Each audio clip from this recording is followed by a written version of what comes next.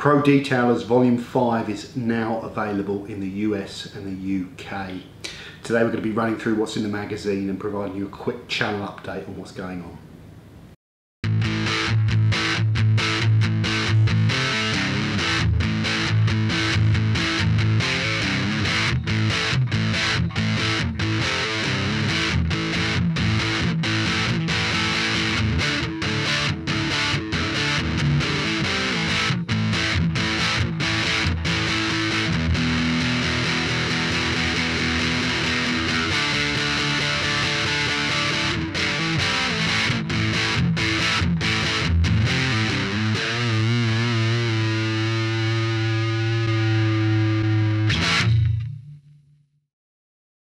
Welcome back to the channel, guys. Quick update today. Pro Detailers issue 5 is now available. You can order it online.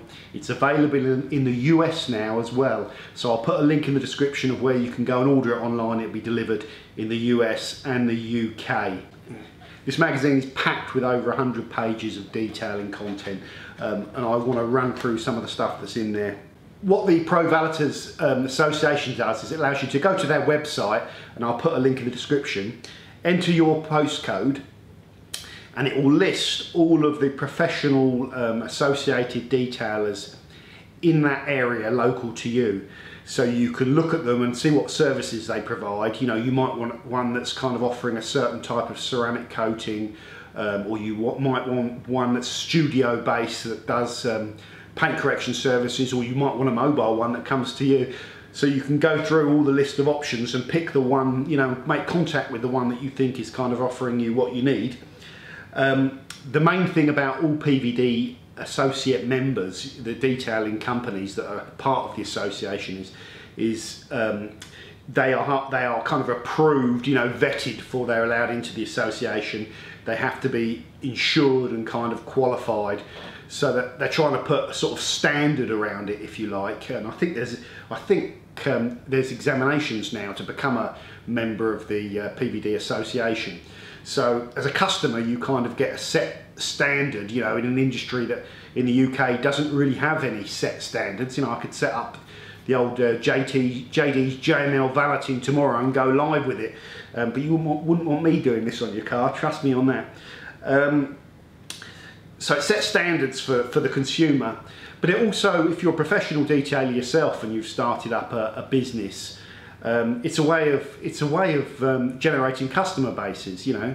So if you're a member of the association, people will go to the PVD website and it creates business, and it's relatively inexpensive to join it as well. So that's one of the reasons it's growing, okay? And it's central to the UK detailing scene as well. So it's a good thing to be part of if you're you know, a detailing company yourself and you watch this channel.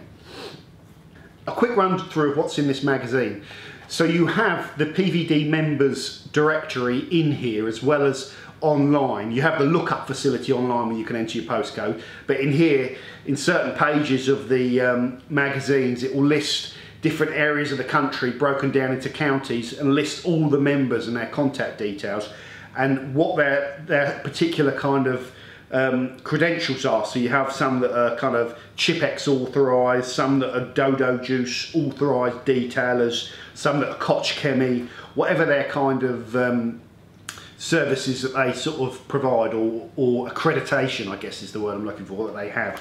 And along with the contact details of that company and their websites and all that sort of stuff. What else is in this magazine?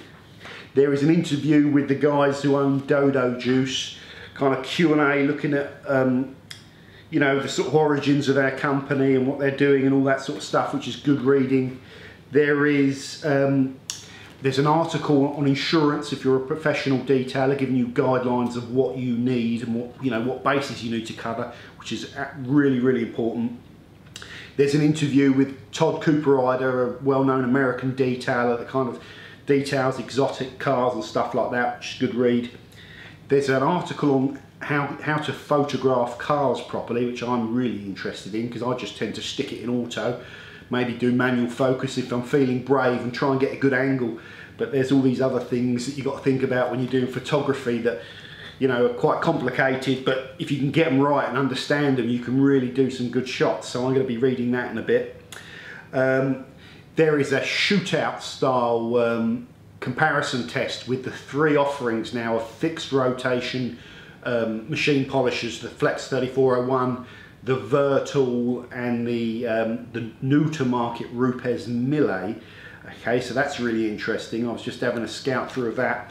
There is also a shootout style comparison on the 3 kind of most commonly available forms of long throw 15mm throw machine polishers, and that's why I went down to UK Detailing a few weeks ago to have a look at all 3 tools when they were there. So that's cool. If you're an owner of a DAS 6 Pro, there is a good guide on what you should be doing to maintaining that tool. You know, if you're like me, it probably sits on the shelf and you go and use it, but there's a few things you can do there to keep that tool running longer, and that's important. So I'm going to read that and open mine up and have a look, see if it needs anything doing to it. As always with the Pro Detailers magazine, there's a new product section covering lots of new products or new features that have come along to the detailing scene. There is also an events section. It's covering the London Classic Car Show, and there is a ton of other stuff in this magazine. Like I say, over 100 pages packed with stuff. It is £4.75, so it's about the cost of a pint. If you're into your detailing, all this stuff is written by kind of professional detailers and people in the industry, or they contribute to the magazine, and it's a good read. And I've read all of them so far, and I look forward to each time a new one comes out.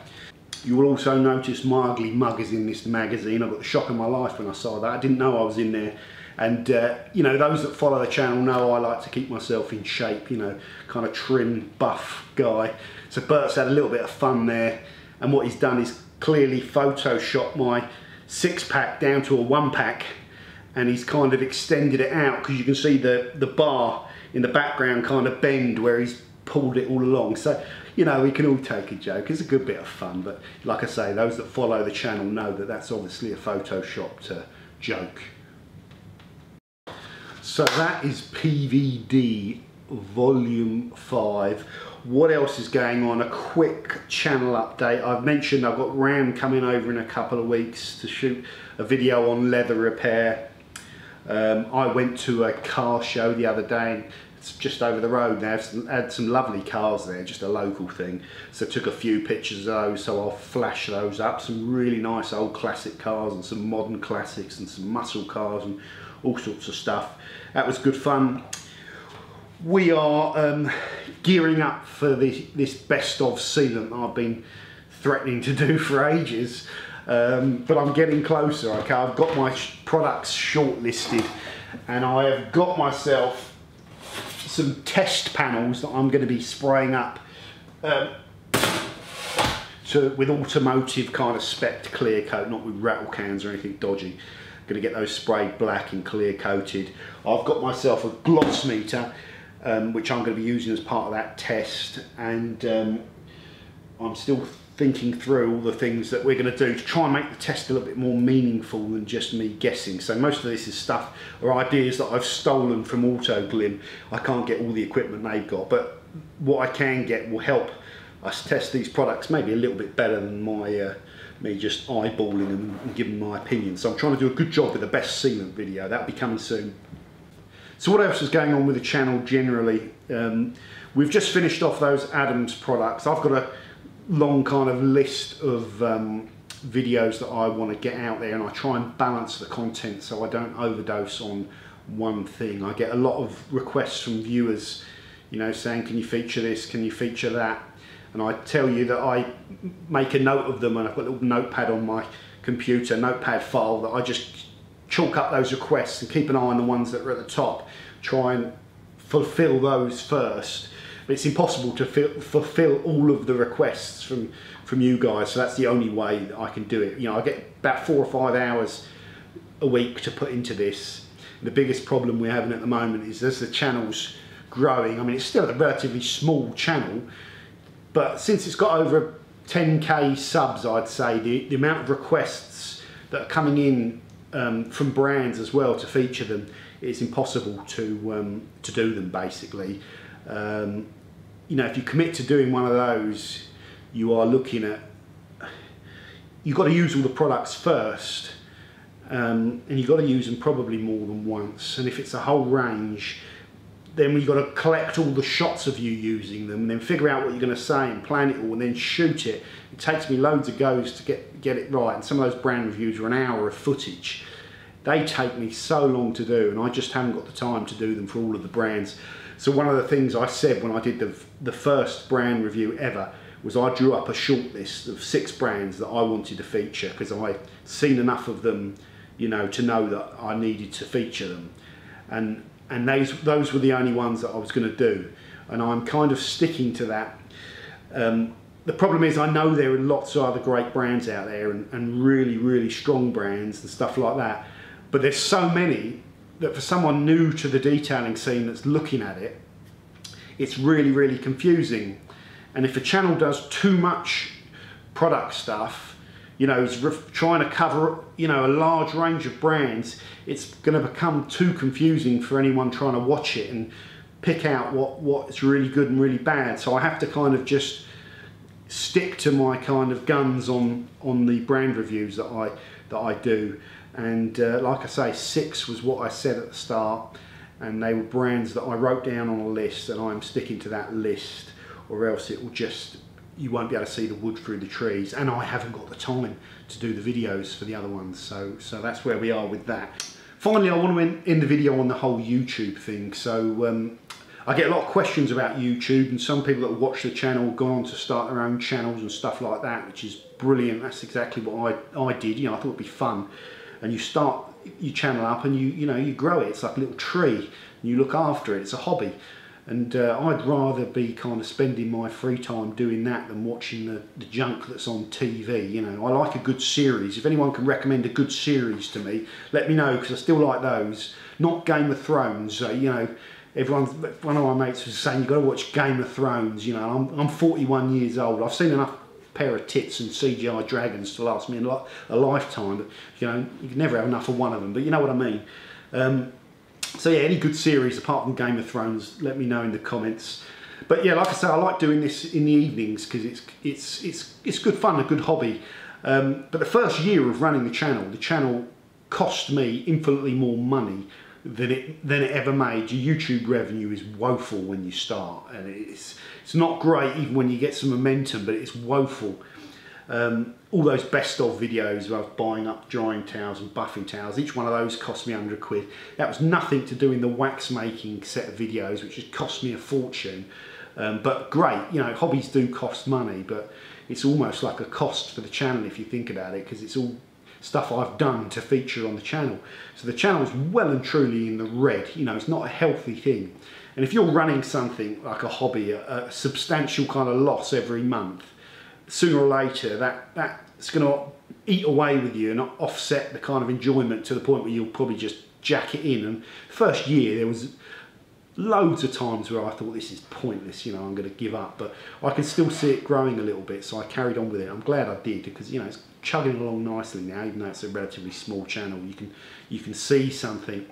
And this second year of kind of running the channel, I've tried to improve, and you look at how other channels do the thumbnails and the fonts, and you get better with that, and you get slightly better with your editing and everything, although it's still a budget production this. So I'm using one cheap camera, one decent shotgun mic, and I do it all on that, and sooner or later I'm going to have to invest in some more gear, which will, you know, put it further in the red. But anyway, getting back to the point on kind of revenue, I've been looking in this second year to try and make the channel healthy and run in the green.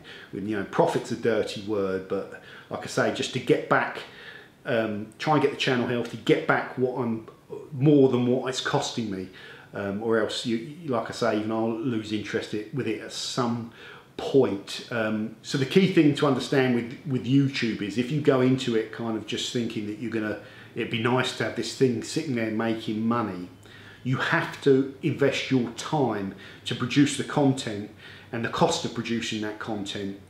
And then when you offset that against the money you make, and you look at that and you break that down into how many hours you've spent and what your revenue is at the end of that week, or even that hour, your revenue per hour, you don't even come close to the minimum wage, and that is the biggest problem. So if you're thinking of doing YouTube for revenue, you've got to be very clever if you do it, and I would advise don't do it on detailing, because it's quite a small niche thing. You know, do it on computer games or cars generally, or something that's widespread, and do very searchable popular content. I will do another video on the whole YouTube thing, because I get asked it a lot, like I say, from people that watch the channel and are thinking about doing it, and I can give some advice, but I'm always cautious of sounding like I've got all the answers. We do some things reasonably well on this channel, and that's why it's sort of caught on, or it's grinding away. But we do things terribly, as you can probably, other things terribly, as you can obviously see. You know, it's just me with a camera in my garage, and that's my biggest problem with making the channel exciting, you know. But anyway, that's another thing. So, like I say, if you're thinking of doing this for money, you would be better off going and getting a part-time job, you know, in the evening, working behind a bar, pulling pints, or putting cans of beans on the shelf at Sainsbury's or Tesco's.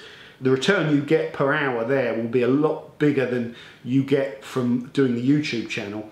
The difference is you're growing something with the YouTube channel, and if you can grow it to a certain size, there'll become a tipping point where it actually becomes worth doing. And this channel is not at that size yet, so I am sort of looking at what I can do to actually make the channel a little bit more healthy on the revenue front, which is something that goes on behind the scenes. And like with most things that I do on this channel, I'm happy to talk about it, and I'll do a separate video on the whole YouTube thing at some point that will be useful if you're thinking of doing this. Thank you very much for watching. This was just a quick vlog update and a feature on the PVD issue 5, which is something that we've helped out with. It's always been good fun, and I'm a fan of the magazine, and like I say, it's packed with content. It's very close to the detailing scene, and the key thing is, if you're not aware of what the PVD or the Pro Detailers Association do, check out the website in the link provided, and support the magazine. I'd really encourage you to do that. Like I say, £4.75 is the cost of a pint,